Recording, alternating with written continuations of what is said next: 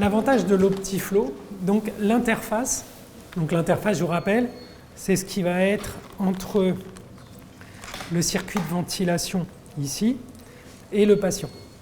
On a le choix dans les interfaces, d'accord? Ça peut être un masque comme ça, mais on peut aussi avoir des lunettes, d'accord? Donc là, on va le faire avec des lunettes et vous allez voir le débit. Parce que le principe, là, le patient, il va, lui, respirer toujours, patient conscient, non sédaté, bien installé, compliant, etc. D'accord? Donc toujours le même système que pour la VNI. Par contre, sur la ventilation, ça va être autre chose. Là, on va passer par l'intermédiaire d'un réchauffeur et d'un humidificateur. D'accord? Pour aider à mieux supporter. Parce que l'air froid, c'est pas non plus génial. Donc on réchauffe et on humidifie. Ok? C'est la partie du bas ici. On va venir adapter sur le circuit l'interface. Okay. Une fois qu'on va avoir adapté l'interface, on va adapter les lunettes au patient, comme les lunettes à oxygène que vous connaissez. Par contre, le respirateur, lui, il va avoir un seul paramètre, enfin deux paramètres. On va avoir, je vais vous montrer, voilà. Quand on le met en veille, c'est ça, il faut passer par l'étape veille, parce qu'on ne peut pas passer de ça à autre chose. On a un paramètre, la oxygénothérapie. D'accord? Donc l'oxygénothérapie, c'est ce qu'on appelle OptiFlow. L'autre nom, c'est oxygénothérapie à haut débit. Oxygène à haut débit, OHD. D'accord? OptiFlow, tout ça, c'est la même chose en fait.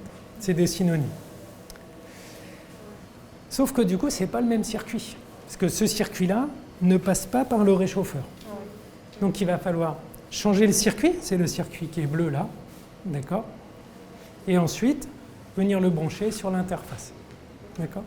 Alors ça va en gros de 40 à 80 litres minute. Donc vous voyez ce qu'on disait tout à l'heure, avec les lunettes à oxygène, on est maximum à 6 litres minute.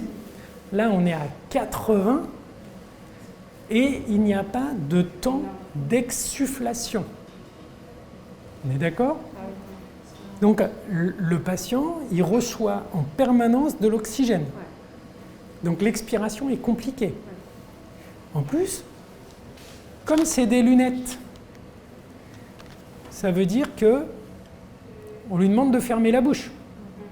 Parce que s'il respire par la bouche et qu'on lui met l'oxygène dans le nez, c'est pas hyper efficace. Donc c'est extrêmement fatigant.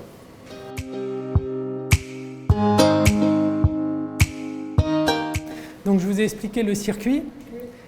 On a un humidificateur avec un réchauffeur, ok, et un respirateur. Le circuit, c'est le circuit bleu, d'accord? Il y a des câbles d'alimentation gris, vous ne vous en occupez pas, normalement ils sont déjà branchés. Avec ça, c'est un humidificateur, on est d'accord? Donc pour l'humidifier, on va prendre de l'EPPI, de l'eau pour préparation injectable. D'accord? Qu'on va relier ici. Ok? L'eau va venir se remplir dans le réservoir. L'air va passer dans le réservoir, s'humidifier, être réchauffé et partir aux lunettes. D'accord. Et là, il faut qu'on branche ça. Alors, ça va être à vous de jouer maintenant. D'accord. Réfléchissez, trouvez la réponse. Et normalement, votre patient, il doit respirer. Allez-y.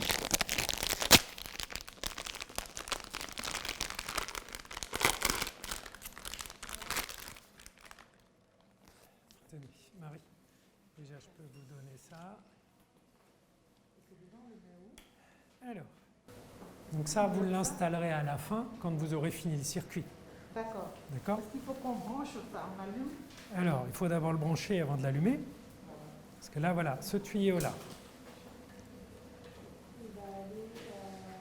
Alors, réfléchissez. Le circuit de ventilation que vous avez utilisé pour l'intubation et la VNI, vous allez pouvoir la démonter. Vous ne l'utilisez pas. On est d'accord? Ouais. On le met pas en veille, on l'arrête pas là. Alors, non, vous pouvez le laisser. Il va sonner, vous. Voilà, vous pouvez enlever. Ah, on enlève les deux. Tac. Ah oui. Hop. Et donc là, qu'est-ce qui doit se passer? Qu'est-ce qu'on veut? Récupérer de l'air ou apporter de l'air? Apporter de l'air. Voilà. Donc il va falloir être sur la voie inspirateur. Ah oui, là ça va vers l'intérieur. Donc celle-là, elle va vers où? Par là. Donc c'est pas celle-là. C'est l'autre. Ouais. D'accord?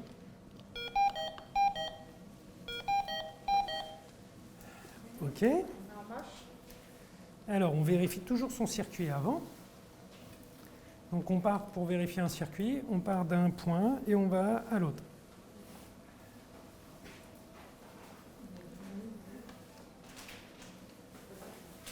C'est bon. Ok, alors c'est parti.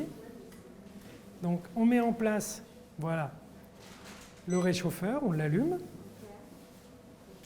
Donc lui, quand on a un vrai patient, avec l'air qu'il reçoit, qu'il renvoie, en fait ça monte ici à 30-37. Nous, on ne pourra pas monter parce que c'est un mannequin froid. Ok. Donc ensuite, là, vous allez choisir, vous allez choisir ici l'interface. Ah oui, D'accord? Il y a soit masque, soit lunettes. D'accord. D'accord? Donc ici, on choisira l'interface qu'on met en place sur le patient. D'accord. Donc soit masque, soit lunettes. Donc on va appuyer pour mettre le voyant au bon endroit. D'accord. D'accord?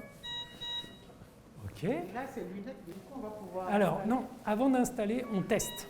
D'accord. Parce que si jamais ça ne va pas, autant que ça N'oubliez pas que pendant que vous installez ça, votre patient doit toujours être sous VNI. Vous ne pouvez pas le laisser en air ambiant comme ça. D'accord, donc il devait rester sur ça. Voilà. Donc là, on l'a enlevé. Donc on va tester. Donc vous allez appuyer, voilà, oxygénothérapie. Voilà. Donc vous voyez les deux paramètres. On n'a que le débit et la FiO2. C'est tout ce qu'on a. On n'a pas de fréquence, ce sera la sienne. On n'a pas de volume, ce seront les siens. D'accord. Donc on valide. Voilà. Ouais. Et là, on y va. Donc là, essayez de mettre par exemple 70 de débit. Tournez avec la molette, voilà, les yeux. Voilà, 70, voilà. Ça va, c'est- Et là, vous entendez là? ouais. D'accord? Donc là, voilà, sur Donc, votre c'est pas- avant-bras. Ah oui. Voilà. Donc imaginez que ça soit dans vos narines et c'est en permanence, il n'y a pas de temps expiratoire. Ouais. Et ici, il y a pas de l'expectoration qu'on doit pas. Une fois qu'on a vérifié que tout notre système fonctionnait, alors on installe.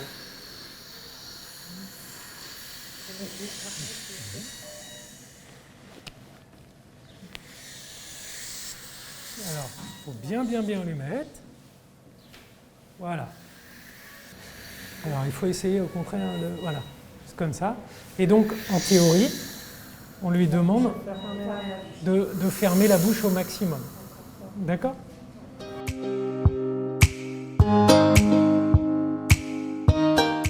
Donc, les choses à surveiller, hormis les mêmes paramètres que pour la VNI tout à l'heure, la clinique de votre patient, il va y avoir bien sûr mettre les alarmes de FiO2 et de débit, Ouais. qu'on retrouve.